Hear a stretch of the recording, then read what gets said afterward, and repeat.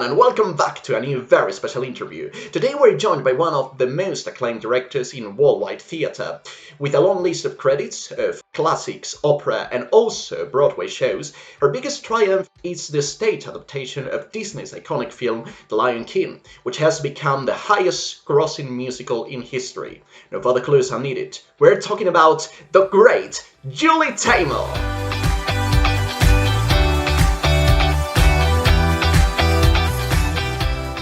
Welcome to our show. Hello, nice to be here. Very nice to have you here. So, when researching for this interview, I saw that you had an early interest for the theatre. When you were 10 years old, you already liked it. But my question would be, when did you realize then that interest was becoming a passion that would be the thing that you wanted to dedicate your life to? I don't think that it ever happened that way. I think that it was more that I just did it. You know, I started in the backyard of my house with a box of dress-up clothes and my older sister and brother and my friends putting on shows. You know, television wasn't that big a deal in our family when I grew up. And then I at a very young age, I think even maybe 8, 9, I was going into the city, Boston. It was very safe back then to travel when you were a little girl. I would get on the T, which is like the subway, but above ground, and spent every afternoon rehearsing for plays, being in plays, and going to school in the daytime, even on Saturdays. So it was already doing it when I was a kid. And then I graduated high school early, went to Paris when I was 16 to study mime at École de Mime Jacques Lecoq.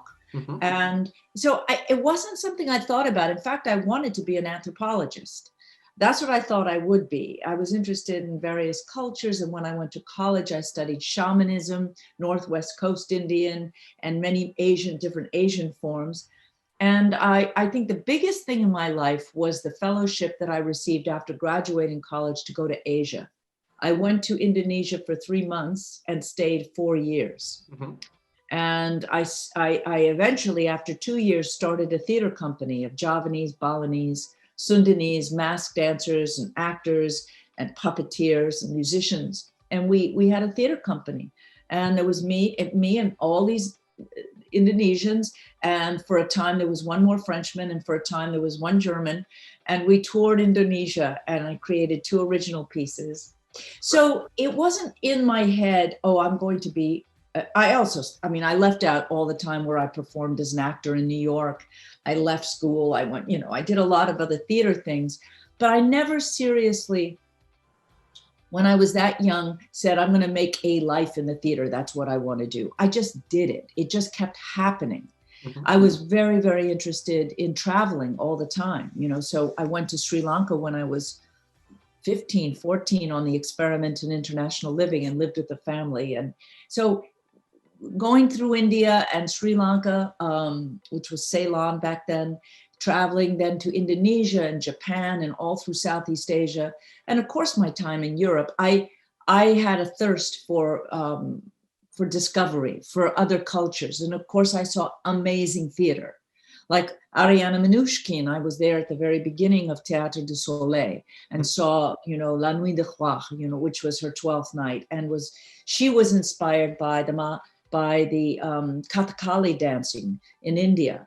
And then I knew about Peter Brook going to Africa and studying and bringing his troupe moving through. So when I went to Indonesia for I was supposed to go 3 months and I ended up staying 4 years, I started to develop my own ideas and started my own theater company after 2 years with all these extraordinary performers. And then I was immersed. Then I was not just a practitioner, not just an actor and a mover, because I was very good at movement. That's why I went to mime school as well. But I was a creator, a theater maker, meaning create the story from an original concept with my group. And then I also was a designer and director. I made the masks, I made the puppets, I wrote the play through improvisation because I came out of that 1970s, late 60s, 70s form of of when an acting troupe creates the production. There's not a play first. It's created over a year through improvisation and research and such. So I came out of a very interesting time in theater in the States with, the Peter Brook and Herbert Blau and all of these people had been working on at that time. Very Very interesting. experimental. Yeah. Yeah, very, very interesting. And now that you mentioned your time in Indonesia, I saw that it was there, and also you have mentioned it a little bit, where you sort of became acquainted with puppetry. And that has become one of your trademarks in your shows. Why are puppets, so, what is that they have that fascinate you so much that you use them so many times? But I don't really. I think what you're saying is something that keeps getting said over and over. I haven't used puppetry hardly at all lately. I mean, I even did A Midsummer Night's Dream and there was no puppets. I did Grounded with Anne Hathaway. There's no, if I use a puppet, like in The Magic Flute, Die Zauberflöte, which I did in Italy and at the Met. They have two versions at the Metropolitan Opera. It's because in Mozart's opera, there is a whole section where Papageno plays the flute and he tames the wild animals. Well, I'm not the only person who knows that you have to make wild animals, or Papageno is a bird catcher, so you might want to have puppets of birds fly around him. It really totally depends on the play. When you get the Lion King, what are you going to do? You can't have a bunch of human beings running around there. It's about animals. So for me, the story is the thing that demands. I don't go out to do a puppet show. If the story requires a non-human element, then that might be something sculptural. It might be something technological. It really, really depends on the story. And I've been doing a lot of films, which I don't think you mentioned, but I have a new movie out now. And I think it's in Spain, actually. It was in Spain, The Glorias. And it's the life of Gloria Steinem. There's nothing to do with puppetry or theater, but there are highly surrealistic moments in the movie. So I use various forms of animation and animation, 3D, 2D. If you were to put that into theater, it would be puppetry. It's how do you get to another level of heightened reality? And so that's how, like a story like Juan Darien, which is a carnival mass by Horacio Quiroga, the Uruguayan magical realist, wrote these beautiful short stories. And many years ago, Elliot Goldenthal, my partner and the composer I mostly work with, we adapted it into a music theater piece called Juan Darien. Now I'm going to make it into a movie called Jaguar, because it's a jaguar. And that story was before Lion King, and that was done with all puppetry and masks until the character of the jaguar magically became human. And the meaning of the story, the technique, the medium is where all of the meaning happened, because this little boy who was a jaguar is the enemy of man. But he's a human, and everybody else are masked characters, but they are terrified of him because they know deep inside he's a jaguar. But the irony is that he's the only human in the drama. So you get to play, and I did that as well in my first film called Fool's Fire, Edgar Allan Poe, where it was about a dwarf court jester, and that was played by a human being. And another small person, the two human beings, but they were treated as if they were dolls, as if they were objects. They were treated very badly. So you have the irony that the only humans in the story were the little people, were the real little people. But the way that I did it was all the other characters were giant, grotesque puppets, humans in giant masks with, and so you forced the audience to identify with the dwarfs, with the little people, because they were the only totally three-dimensional human elements. The same in Juan Darien, that you identified with the boy who's really a jaguar. And so you end up having his perspective. And that's, to me, what theater, film, opera is all about, is how to tell a story and give the audience a different perspective. It's all about that. It's not about taking a camera like in documentary films, or even those are skewed, but you know, where you're saying, okay, that's reality. You know, I'm taking a camera. No, I'm showing you a perspective of life that you never thought of before. You never put the camera behind your head or above your head or below your body. You know, I'm trying to give you a perspective. So there is something about telling stories that are very far away from the audience. Do you understand what I mean? Like, everybody now, they're making movies and it's about my life and the, you know, in this neighborhood and the drugs and the blah, blah, blah. My story as a, you know, how I suffered and my parent, you know, I have to tell mine. It's got to be real. And only if you're Black can you tell a Black story. And only if you're this can you tell this story. And come on, man. The whole point is to get out of yourself. Yeah. Get out of yourself so you can see yourself with fresh eyes. Okay. Now we're going through a period. And I understand it, you know, I understand it. But as a woman, I've already been going through that, where it was very difficult to get people to let me do my films or my theater pieces because they're not standard. You know, there's still difficulty, but I'm not one who just wants to tell the story of my suburban life outside of Boston, Massachusetts. That's never been. I always, if I did Juan Darien or I did The Lion King or I did Frida, you know, the film about Frida Kahlo. Yeah. As an outsider, I see it with different eyes. You know, I see it with different eyes. And therefore, even Mexicans who think they know or feel that they know and are sick of Frida Kahlo's story, when they see it from an outsider's point of view, they get a fresh perspective. Yeah.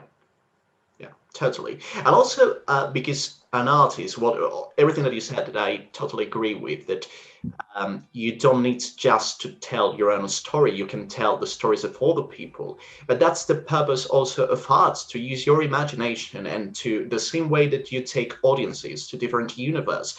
As an artist, you take yourself to that universe and you immerse yourself in it, isn't it? Yeah. Yes, totally. Do you think that the theater or the performing arts always have to be immersive to the audience? So the way that you are going to direct it, you have to immerse people in that universe. Do you think that's the way that it should be done? Yes, I mean, technically, I'm looking forward to new theaters. I'm not interested in proscenium. Mm-hmm. I mean, even with The Lion King, it begins with the three-dimensionality of the animals coming down the aisles, and you know, the birds in the act 2 over your head, and the stars. And I would love to have it as immersive as possible. Our theaters, our proscenium theaters, are really an old 19th century, you know, form that I think is old-fashioned, very simply, and tiresome. You know, if it's a small theater, it's okay. But these large 2,000 seat or 1,200 seat theaters, the audience in the back, they're looking at postage stamps. You know, it's not immersive. It's not. So I think there are new kinds of theaters that I'm working on and that other people have been doing, where it surrounds you, and it's a combination of dimensionality, where you know,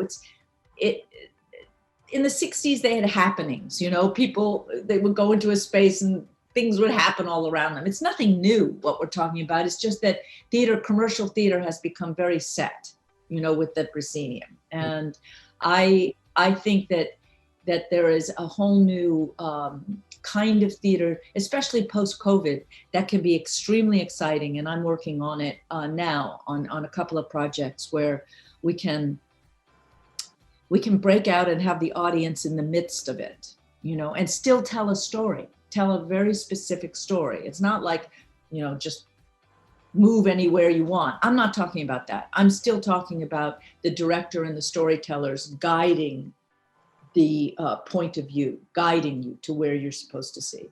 Mm-hmm. Very interesting.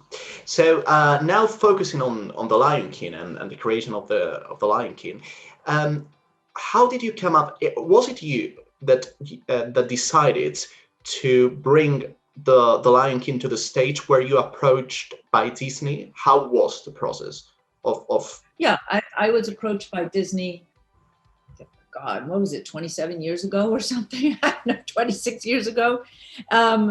And I had just done a huge opera in Japan with Seiji Ozawa, Oedipus Rex, with Jesse Norman and Bryn Terfel, very sophisticated opera with 150 people. And I was doing another opera in Los Angeles at the time. And Disney said, we're interested in bringing The Lion King to the stage. And I hadn't seen the movie. And Tom Schumacher, the head of Disney Theatrical, was kind of aghast, like shocked. I said, I haven't seen the cartoon or the animation. So they sent it to me, and I was really taken with the concept of having to put a stampede on stage. Mm-hmm. I just loved the challenge. I loved the idea of how difficult it could be and would be to take that entire huge animal with herds of wildebeests and giraffes. And, it's not cats. Cats are small, you can't do it like cats. So, elephants and drought and Pride Rock and all of these how are you going to do all of that on the stage? Hyenas. So I loved the challenge, and I knew that I had to use the original ancient theatrical techniques to tell the story. For instance, in the sunrise is an obvious thing. Anybody can go out and get a beautiful African sunrise on film and project it on the back wall. And I made an absolute commitment to pretty much avoiding anything to do with projections. The only time we use it is for the stars, but that's not like literal projection. You see the little dots, which is more of a technique of lighting than projection. Mm-hmm. And I also knew that people who see theater are really willing to, as we say, suspend their disbelief. So you can show the strings and the rods, and you can show that someone is wearing a mask on the head, and still the audience will allow themselves to fall into the story and believe it. And I had been in Asia for 4 years, as I said. I traveled through Japan on that fellowship. I saw bunraku, which is the traditional Japanese puppetry, where it takes 80 years to become a master, and 3 people manipulate the puppet. You see the 3 people, but you forget about them. Yeah. And there was another form in Japan called hachioji that I saw on my fellowship, and that was a 1-man-to-1 puppet like Timon. Yeah. Not exactly like Timon, but the idea was that these were small, a little bit smaller than Timon, and the puppeteer would sit on a rolling box, and his feet were attached to the feet of the puppet. And just like Timon, he was able to manipulate the puppet. So I took many techniques from around the world, and I created my own recipe book of what does each puppet need if it's a puppet. The reason that Zazu is a puppet is because it's small, it's a bird. So then I had to figure out, well, what is the relationship between the puppeteer to the puppet? That's why all the puppeteers are like, Zazu is wearing a bowler hat and swallow, quote birds, swallowtail suit done with African printing, because that is the kind of human form of Zazu. He looks like a butler. He looks like, he's like the butler to his king. Yeah. So I didn't want to just put them in black like the bunraku. Same with Timon. Timon is the grass. He's green. He's got green hair. He's got green face. So there's a complement. But the audience focuses on the character, on Timon, on Zazu.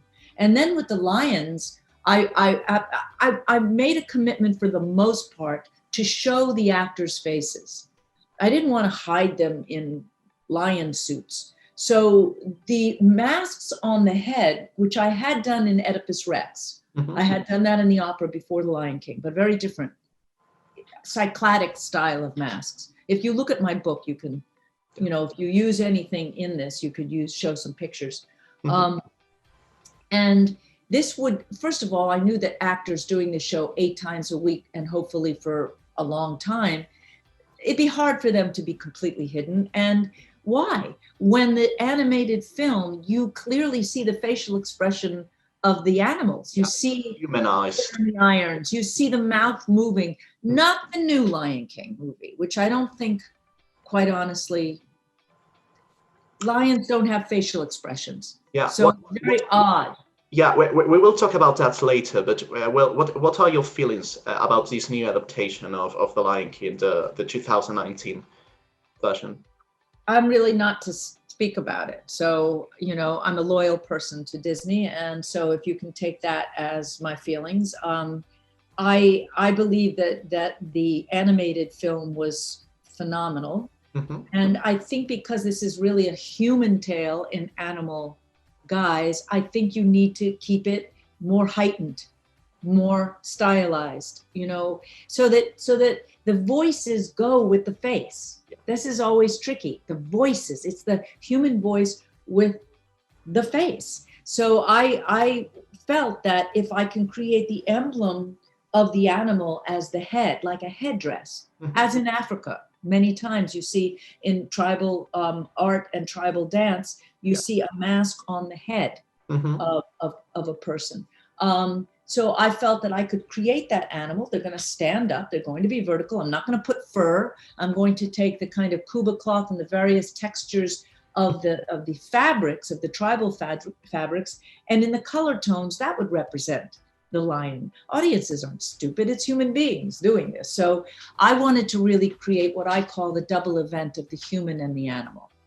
And I think it's more sophisticated that way in theater, and the audiences are not patronized by needing reality. Of course not. It's theater, so that they understand the duality and they can just focus on the character.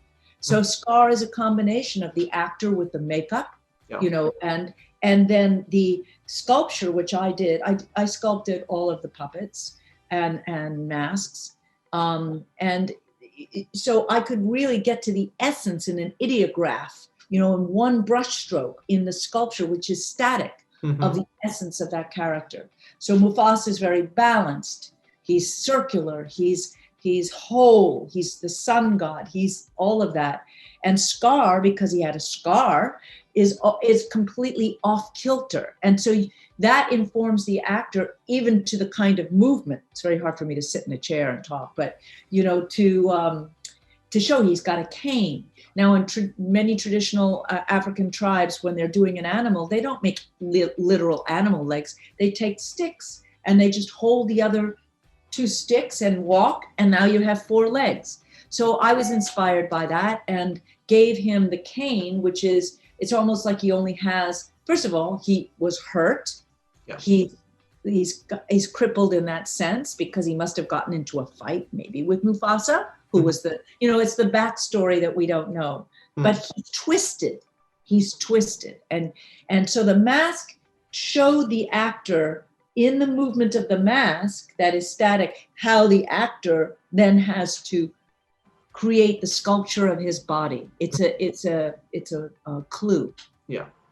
How long did it take you to come up with all these ideas? Because as you're mentioning, there is so much worldwide culture put into the Lion King, and I know that you've lived, all around the world, but to come up with those ideas and just to combine them, I don't know if you also had to do some research, and it was a process of proof and error until you came up. It was more of an inspirational experience. I went to the zoo.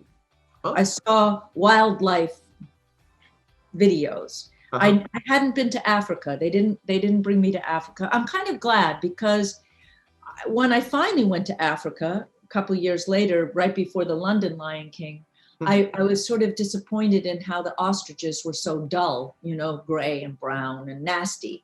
And my ostriches are really colorful. So like a child, because of my ignorance, I could use my imagination more. I mean, I started with, okay, what are the most difficult things to try and figure out besides the stampede, which I used 19th and 18th century old-fashioned techniques of the turning drum to create the animals, and forced perspective. And, it's kind of classic on a large scale. And then I think one of the first animals I worked on was the giraffe, because where is the human? I had to find where the human would be in the zebra, in the cheetah, in the giraffe. And so I drew them. Those are in the book, Lion King book, those are my designs. So I knew, okay, stilts, obviously, stilts. So I put the stilts on the feet, and then I added stilts to the hands to create the 4, but I didn't ever hide the hands. I show the hands holding the stilts, or how the feet. So you are seeing the human, and then I put the head of the giraffe Mhm. like a tall hat on the actor. So you still see the actor manipulating that. So the actor's body, the dancer's body is the body, but then he has these extensions. The zebra, which is one of my favorites, I built the back part of the body and the last two legs off of the human standing. And then again, this part of the head is built off of his head. Is that right? No, no, no, no. No, the front is built out, and then the actor, and this was on Pumbaa as well, the actor then is able to wear kind of the mane, you know, the headdress. So it was a lot of fun for me to figure out where is the human, because I don't, even in the giant elephant, in the legs, you can see the humans inside those legs because I made it transparent. Yeah. Unlike movies, there's no reason to try to be realistic, naturalistic, realistic, or hide anything because we already know we're in a theater. We already know it. So when you see the platters of grass for the grasslands, you're able to actually see the poetic duality of the fields moving. You see the fields moving. I was able to do very cinematic things, which is in theater like this, which is written more as film, not as a play that's in a kitchen, a bedroom, and a living room. You know, most plays are in a room, in a room, in a room, in a room. I love being challenged by plays that are written as if with no regard to the sets, because even Shakespeare, because there's no scenery, he could write battles, he could write fairies, he could write witches, he could do anything because he just wrote the movies, he wrote the stories. And then over the years, every director finds different ways of putting that on stage or on film. And I've done 3 Shakespeare movies, and Titus is my favorite, the first feature film with Anthony Hopkins and shot in Italy. Did you ever see that? I have, yes. Yeah. It's a wild one, and I like it. It's nasty. It's the first thing I did after Lion King. It was an antidote to the Lion King. Oh, good to know. Good to know.